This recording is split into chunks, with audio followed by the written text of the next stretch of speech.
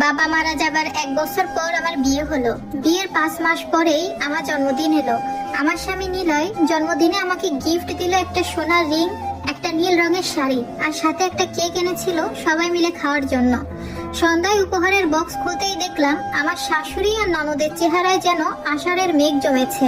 একটু পরে আমরা সবাই মিলে কেক কাটলাম। কেক খেয়ে যে যার রুমে চলে আসলাম। সেদিন রাতের খাবারের জন্য আমি fried rice, chilli chicken, chicken fry, vegetable বানালাম। খেতে বসে আমার শাশুড়ি আম্মা আমাকে বললেন, রাইফা, নীলয় যে শাড়িটি এনেছে ওটা নীলাকে দিয়ে দিও, নীলার খুব পছন্দ হয়েছে।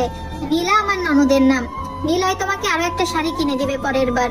নীলার ওই শাড়িটি খুব পছন্দ হয়েছে, তুমি ওকে দিয়ে দাও। মায়ের বাধ্য ছেলে হওয়াতে নীলয়ও আমাকে বললো শাড়িটি দিয়ে দিতে, হাতে টাকা আসলে না হয় পরে এক সময় কিনে দিবে। সেদিন আমার চোখে ভেসে উঠলো অনেক বছর আগের সেই দৃশ্য।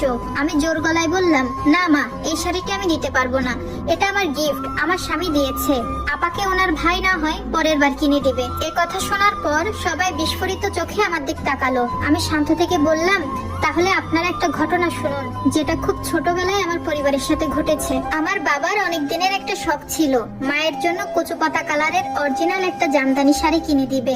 বাবা একবার চাকরি সূত্রে টাঙ্গাইলে গিয়েছিলেন, তাঁতিদের হাতে বোনা একটা কচু পাতা কালারের জামদানি শাড়িও বাবা কিনেছিলেন মায়ের জন্য। আমার মায়ের গায়ের রং ছিল একেবারে ফর্সা, দুধে আলতা রং যাকে বলে। ছোটবেলায় স্নো হোয়াইটের গল্প শোনার পর আমি ভাবতাম আমার মাকে দেখলে স্নো হোয়াইটও লজ্জা পাবে। বাবাও তাই শখ করে মায়ের জন্য সেই শাড়িটি কিনেছিলেন। কিন্তু মায়ের ভাগ্য খারাপ, অথবা বলা যায় আমার বাবার সাহসের অভাব। বাবা 3 ফুপুর জন্য 3টি জামদানি শাড়ি এনেছিলেন।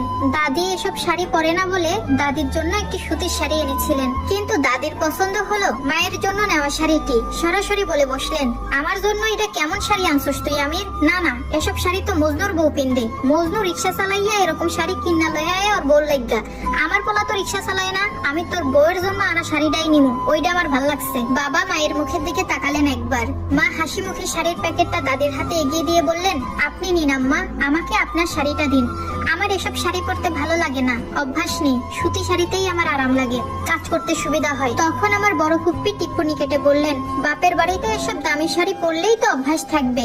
বাবা বলতে পারলেন না কিচ্ছু কাউকে।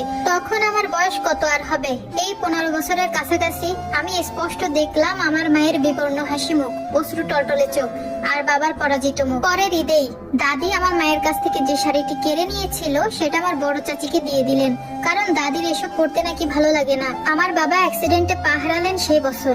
মায়ের জন্য আর জামদানি শাড়ি কেনা হলো না। চাচিকে প্রায় সময় দেখতাম সেই শাড়িটি পরে সাজুগুজু করে ঘুরে বেড়াতে। সেই শাড়িটা দেখলে আমার মায়ের কেমন লাগতো জানি না, কিন্তু আমার বুকের ভেতর একটা ক্ষোভ মাথাচাড়া দিয়ে উঠতো।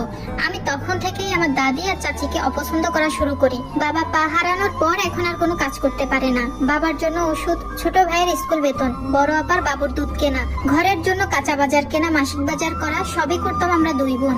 আমি টিউশনি করিয়ে 3000 টাকা পেতাম, আর আমার আপা কিন্ডারগার্টেন স্কুলে পড়িয়ে মাত্র 4000 টাকা বেতন পেত।